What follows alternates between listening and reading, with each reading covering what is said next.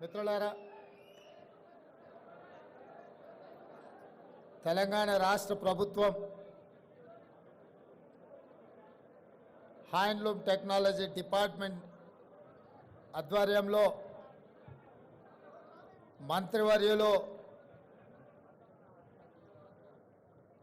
పెద్దలు శ్రీ తుమ్మల నాగేశ్వరరావు గారి నేతృత్వంలో ప్రిన్సిపల్ సెక్రటరీ శైలజ రామయ్య గారు ఈనాటి ఈ కార్యక్రమాన్ని ఏర్పాటు చేసి ఇందులో ప్రధానంగా Indian institute of handloom technology కళాశాలను ప్రారంభించి అదేవిధంగా నేతలకు రావాల్సిన బకాయిలు కానీ నిధులను కానీ రాష్ట్ర ప్రభుత్వం నుంచి విడుదల చేయించాలని ఈ కార్యక్రమాన్ని ఏర్పాటు చేసి ఈ కార్యక్రమంలో నాంపల్లి శాసనసభ్యులు మాజిద్ హుసేన్ గారు, అదేవిధంగా mineral development corporation chairperson Eravati Anil గారు, హైదరాబాదు నగర మేయర్ గద్వాల విజయలక్ష్మి గారు, వరంగల్ నగర మేయర్ శ్రీమతి గుండు సుధారాణి గారు, చాలామంది నేతన్నలు, వారికి సంబంధించిన నాయకులు, 33 జిల్లాల నుంచి తరలి వచ్చిన చేనేత కార్మికులు, నేతన్నలు అందరికీ కూడా తెలంగాణ రాష్ట్ర ప్రభుత్వం తరఫున మనస్ఫూర్తిగా ఆహ్వానం పలుకుతున్నాను. మా మంత్రి గారిని, మా ప్రిన్సిపల్ సెక్రటరీ గారిని మనస్ఫూర్తిగా అభినందిస్తున్నా. వేలాది మంది నేతన్నలను కలుసుకునే ఒక్క మంచి కార్యక్రమాన్ని లలిత కళా తోరణంలో ఏర్పాటు చేసి ఈ సంతోషమైన సమయంలో మీ అందరినీ కలిసి ఇండియన్ ఇన్స్టిట్యూట్ ఆఫ్ హ్యాండ్లూమ్ టెక్నాలజీని ప్రారంభించుకోవడం నాకు చాలా సంతోషకరమైన వార్త. Indian institute of handloom technology ఈరోజు మన విద్యార్థులు చేరాలి అంటే ఆంధ్రప్రదేశ్ నెల్లూరుకైనా వెళ్ళాలి, లేదా ఒడిశా రాష్ట్రానికైనా పోవాలి. ఈరోజు మన రాష్ట్రంలో, మన నగరంలో, మన హైదరాబాదులో, మన తెలంగాణలో ఉండాల్సిన ఇన్స్టిట్యూట్ అనుమతి ఇవ్వాల్సిన కేంద్ర ప్రభుత్వం 10 సంవత్సరాలైన చర్యలు చేపట్టకపోవడంతో తెలంగాణ రాష్ట్ర ముఖ్యమంత్రిగా బాధ్యతలు చేపట్టిన తర్వాత నేతన్నల జీవన గతులు, వాళ్ళ స్థితిగతులను తెలుసుకోవాలన్న ఆలోచనతోటి సమీక్ష సమావేశాన్ని ఏర్పాటు చేస్తే ఈ అంశం నా దృష్టికి రావడం జరిగింది. తక్షణమే నేను ఉప ముఖ్యమంత్రి బట్టి విక్రమార్క గారు ఢిల్లీకి వెళ్ళి మోడీని కలిసి విజ్ఞప్తి చేసి, ఆ తర్వాత కేంద్ర మంత్రివర్యులు పీయూష్ గోయల్ గారిని కలిసి ఈనాడు మా రాష్ట్రంలో ఇండియన్ ఇన్స్టిట్యూట్ ఆఫ్ హ్యాండ్లూమ్ టెక్నాలజీలో చేరాలి అనుకుంటే సుదూర ప్రాంతమైన ఆంధ్రప్రదేశ్ నెల్లూరుకు వెళ్ళాలి, లేదా ఒడిశా రాష్ట్రానికి వెళ్ళాలి.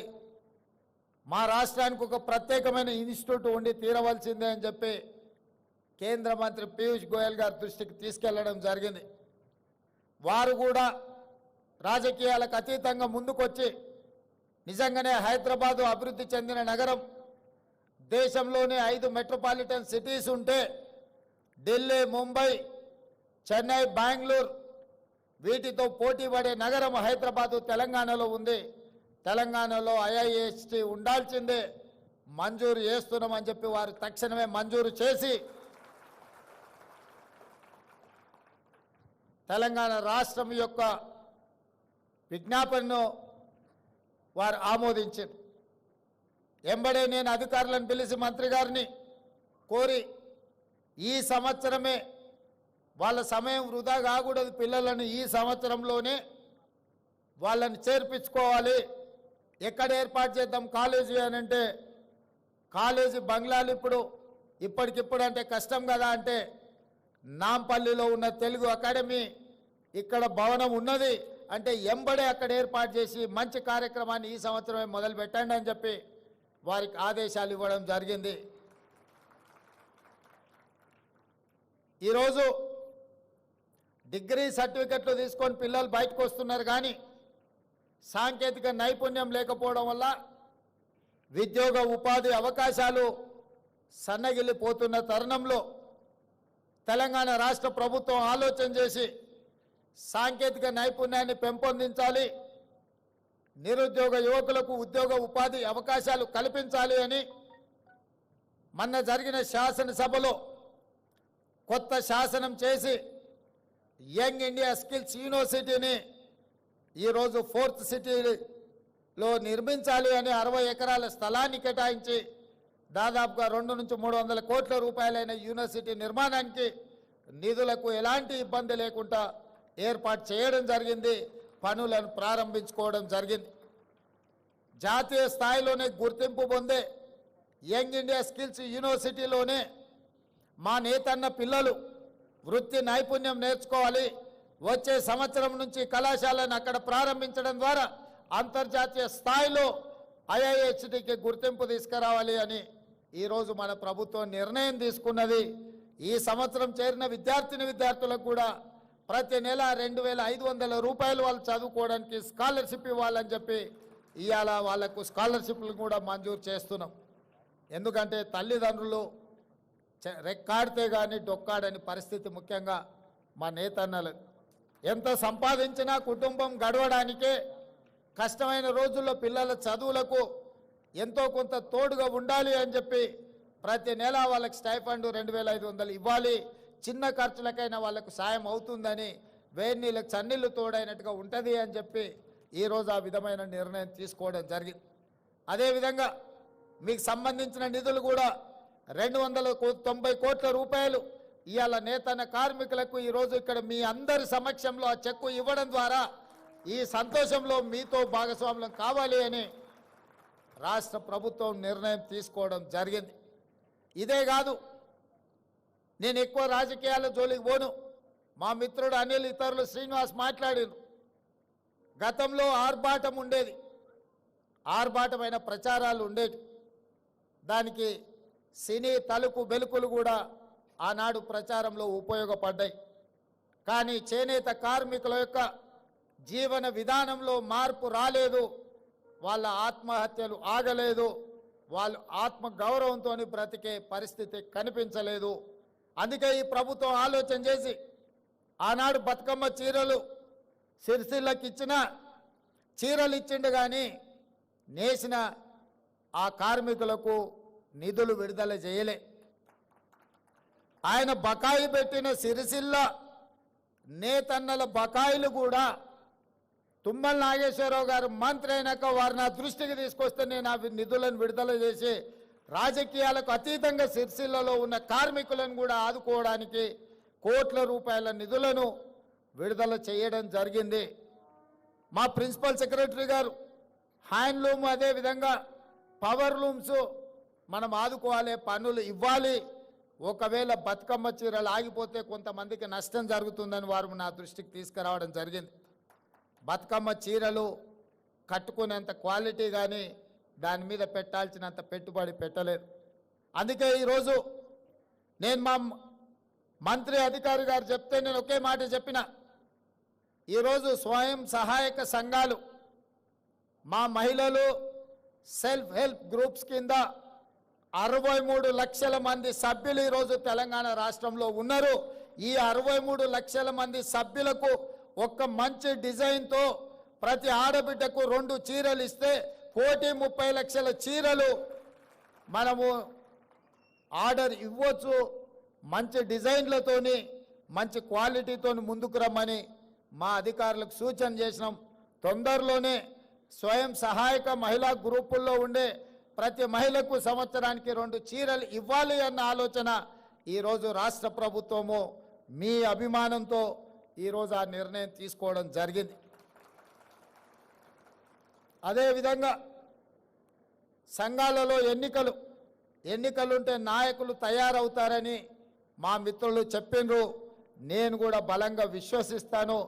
ఏ సంఘాలైనా సంఘాల నుంచి వచ్చిన వాళ్ళు సంఘాల నుంచి ఎదిగి ప్రజాప్రతినిధులుగా మారి ప్రభుత్వంలో భాగస్వాములు అయినప్పుడు తప్పకుండా జాతి యొక్క సమస్యల్ని పరిష్కరించడానికి చట్ట సభలలో ప్రభుత్వంలో ప్రాతినిధ్యం వహిస్తారు. కాబట్టి ఖచ్చితంగా ఈ ఎన్నికలకు సంబంధించి సమీక్ష చేసి ఎంబడే ఎన్నికలు నిర్వహించడానికి అవసరమైన ప్రణాళికలను రూపొందించమని వేదిక మీద నుంచి మా మంత్రి గారికి చీఫ్ సెక్రటరీ గారికి నేను ఆదేశాలు ఇస్తున్నా. తక్షణమే ఆ కార్యాచరణను చేపట్టవలసిందిగా వారికి సూచన చేస్తున్నా. అదేవిధంగా రుణమాఫీ, రైతులకు రుణమాఫీ చేసిండ్రు, 30,000 కోట్ల రూపాయలు చేసిండ్రు. మరి 30 కోట్లున్న మా చేనేత కార్మికులకు చెయ్యండి అని ఈ వేదిక మీద నుంచే విజ్ఞప్తి రావడం జరిగింది. నిజంగానే 30 కోట్లుంటే ఒక్క కలంపోటుతోని 30 కోట్ల రూపాయలు మీ రుణాన్ని మాఫీ చేసే బాధ్యత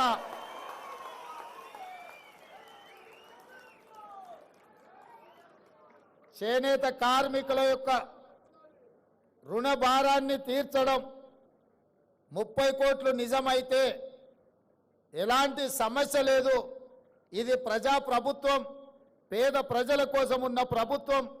ఇది ఇందిరమ్మ ప్రభుత్వం. ఇందిరమ్మ ప్రభుత్వంలో కుల వృత్తులకు చేతి వృత్తులకు సముచితమైన న్యాయం చెయ్యాలన్న విధానమే మా ఆలోచన. తప్పకుండా 30 కోట్ల రూపాయల రుణమాఫీ చేయడానికి 30 కోట్లు మంజూరు చేయడానికి అవసరమైన ఆదేశాలను చీఫ్ సెక్రటరీ గారికి ఈ వేదిక మీద నుంచే ఇస్తున్నా. తప్పకుండా మీరు దూర ప్రాంతాల నుంచి ఎక్కడెక్కడి నుంచో మారుమూల ప్రాంతాల నుంచి మీరు అందరు ఇక్కడికి వచ్చిండ్రు. ఇంత దూరం వచ్చి మీరందరూ కలిసి ఈ సంతోషంలో భాగస్వాములైన మీరు ఇంటికి వెళ్ళి సంతోషంగా మీ కుటుంబ సభ్యులతోటి కడుపు నిండా బువ్వ తినాలి అనంటే ఒక మంచి వార్త మీరు మోసుకొని మళ్ళీ మీ ఊరికి వెళ్ళాలి. ముఖ్యంగా తుమ్మల నాగేశ్వరరావు గారు చెప్పినట్టు రైతులకు పట్టెడు అన్నం పెడితే ఆ రైతులను ఆత్మగౌరవంతో బ్రతకడానికి నేతన్న నేయడం వల్లనే ఈరోజు సమాజంలో మనం అందరం కూడా గౌరవంగా బ్రతుకుతున్నాం. రైతన్న ఎంత ముఖ్యమో నేతన్న కూడా మాకు అంతే ముఖ్యం. మీ కష్టాలను తీర్చడానికి, మీ సమస్యల్ని వినడానికి, మీ సమస్యల్ని పరిష్కరించడానికి మీ ముఖ్యమంత్రిగా, మీ సోదరుడిగా నేను ఎప్పుడూ మీకు అందుబాటులో ఉంటాను. ఇక కొడంగల్ విషయానికి వస్తే ఒక్క కోస్గి మండలంలోనే, నియోజకవర్గంలోనే కాదు, కోస్గిలో మా చేనేత కార్మికులు, మా నేతన్నలు వేలాది మంది ఉన్నారు. ఇవాళ నా గెలుపులో కొడంగల్ శాసనసభ నుంచి ఎన్నికైన నాకు 100% నేతన్నలు అండగా నిలబడి ఈరోజు నన్ను శాసనసభ్యుగా ఎన్నుకున్నారు. కాబట్టే తెలంగాణ రాష్ట్రానికి ముఖ్యమంత్రి అయిన నా నియోజకవర్గంలో నేతన్నలు చాలామంది ఉన్నారు. వాళ్ళతో నాకు చాలా సన్నిహిత సంబంధాలు ఉన్నాయి. వాళ్ళకు కావాల్సిన కమ్యూనిటీ హాల్స్ కావాల్సిన నిధులు కూడా నేను ఎమ్మెల్యేగా ఉన్నప్పుడు ఇచ్చి ఆ కమ్యూనిటీ హాల్స్ కట్టించడానికి, వాళ్ళకు ఆదుకోవడానికి అన్ని రకాలుగా అక్కడ వాళ్ళతో నాకు సత్సంబంధాలు ఉన్నాయి. అందుకే ఈరోజు గద్వాలైనా, నారాయణపేట అయినా, కొత్తకోట అయినా, కోస్గి అయినా, సిరిసిల్ల అయినా, కరీంనగర్ అయినా, వరంగల్ అయినా ఎక్కడున్నా నేతన్ననే నేతన్న కొండా లక్ష్మణ్ బాపూజీ వారసులు. కొండా లక్ష్మణ్ బాపూజీ ఆనాడు తెలంగాణ కోసం కొట్లాడిండు, తెలంగాణ కోసం త్యాగం చేసిండు. తెలంగాణ రాష్ట్ర సాధన కోసమే కాదు, తెలంగాణ రాష్ట్ర సమితి చంద్రశేఖరరావు గారికి నిలువ నీడనిచ్చి పార్టీ పెట్టినప్పుడు మొట్టమొదట కార్యాలయం పెట్టుకోవడానికి స్థలం ఇచ్చింది కూడా కొండా లక్ష్మణ్ బాపూజీ గారే. వారు గొప్ప నాయకుడు. వారు లేకపోవడం విషాదకరం. తెలంగాణ రాష్ట్రం వచ్చినప్పుడు వారు 69లో తెలంగాణ రాష్ట్రం వచ్చే వరకు నేను పదవులను చేపట్టను అని ఆనాడు ఎమ్మెల్యేగా, మంత్రిగా రాజీనామా చేసిన గొప్ప పదవీ త్యాగం అంటే కొండా లక్ష్మణ్ బాపూజీ గారు చేసింది. రాజీనామాలు చేయడం, ఎలక్షన్ తేవడం, సెలక్షన్ చేయడం, కలెక్షన్ చేసుకోవడం త్యాగం అని చెప్తుంటారు కొంతమంది. మీ ఎలక్షన్, సెలక్షన్, కలెక్షన్ 2001 నుంచి 2014 వరకు ఎన్నోసార్లు తెలంగాణ ప్రజలు చూశారు.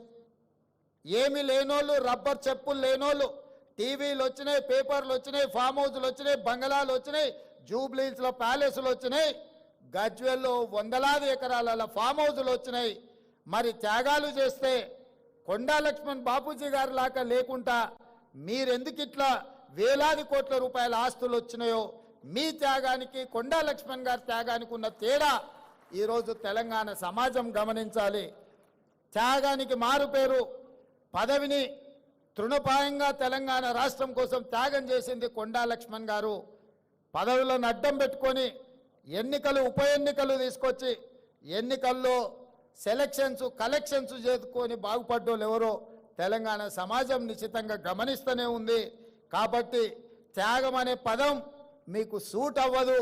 త్యాగం అంటే కొండా లక్ష్మణ్ గారు. కొండా లక్ష్మణ్ గారిని తెలంగాణ సమాజం ఎప్పటికీ గుర్తుపెట్టుకుంటుంది.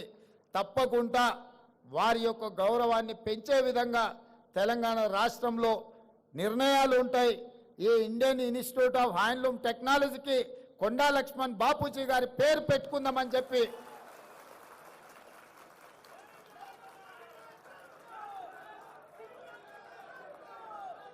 శాశ్వతంగా చరిత్రలో వారి పేరు నిలబడాలి అనంటే విద్యా సంస్థలకు వారి పేరు ఉండాలి. ఈరోజు నేతన్న పిల్లలు కానీ ఈ వృత్తిని నేర్చుకోవాల్సిన ఇన్స్టిట్యూట్కి కొండా లక్ష్మణ్ బాపూజీ గారి పేరు సముచితమని నేను భావిస్తున్నా. మా అధికారులకు, మా మంత్రి గారికి నేను ఆదేశాలు ఇస్తున్న ఈ వేదిక మీద నుంచి తక్షణమే దీనికి సంబంధించిన జీవోను విడుదల చేయండి. ఇండియన్ ఇన్స్టిట్యూట్ ఆఫ్ హ్యాండ్లూమ్ టెక్నాలజీకి కొండా లక్ష్మణ్ బాపూజీ గారి పేరును పెట్టి శాశ్వతంగా వారి గౌరవాన్ని పెంచే విధంగా తెలంగాణ రాష్ట్ర ప్రభుత్వం నిర్ణయాలు తీసుకోవాల్సిందిగా నేను ఆదేశాలు ఇస్తూ, ఇంత దూరం నుంచి వచ్చిన మీ అందరినీ మళ్ళొక్కసారి మనస్ఫూర్తిగా అభినందిస్తూ మీ అందరి దగ్గర సెలవు తీసుకుంటున్న. ధన్యవాదాలు మిత్రులారా. నేతన్నల అభివృద్ధి ప్రదాత రాష్ట్ర అధినేత ఆంధ్రప్రదేశ్ సీఎం గారికి ధన్యవాదాలతో శైలజ రామయ్య మేడం గారి వందన సమర్పణ. మన గౌరవ ముఖ్యమంత్రి వర్యులు తీరిక లేని పని ఒత్తిడిలో కూడా చేనేత కళాకారులపై తమకు గల అపారమైన ప్రేమతో తీరిక చేసుకొని మనకు అమూల్యమైన సమయము కేటాయించినందుకు తెలంగాణ చేనేత కళాకారుల తరఫున, చేనేత బంధువుల తరఫున, చేనేత జౌళి శాఖ మరియు టెస్కో తరఫున ముఖ్యమంత్రి వర్యులకి నా హృదయపూర్వక కృతజ్ఞతలు. 335 కోట్లు బకాయిలు విడుదల చేసి చేనేత అభయహస్తాన్ని రూపొందించి మరియు IIHTని ప్రారంభోత్సవం చేసి తద్వారా ఈ చేనేత మరియు ఈ చేనేత రంగానికి కొత్త ఊపిరి, కొత్త భవిష్యత్తుని ఇచ్చిన ముఖ్యమంత్రి వర్యులు మళ్ళీ మా కృతజ్ఞతలు. నూతన చేనేత పథకాల ఆవిష్కరణకు ఎల్లవేళ వెన్ను తట్టి ప్రోత్సహిస్తున్న మా మాన్య చేనేత జౌళి శాఖ మార్చులు గౌరవనీయులు శ్రీ తుమ్మల నాగేశ్వరరావు గారు అనేక కార్యక్రమాలు పక్కన పెట్టి ఈ కార్యక్రమానికి వచ్చేసినందుకు మరియు వారి నిరంతర ప్రోత్సాహానికి చేనేత కార్మికుల తరఫున నా హృదయపూర్వక కృతజ్ఞతలు.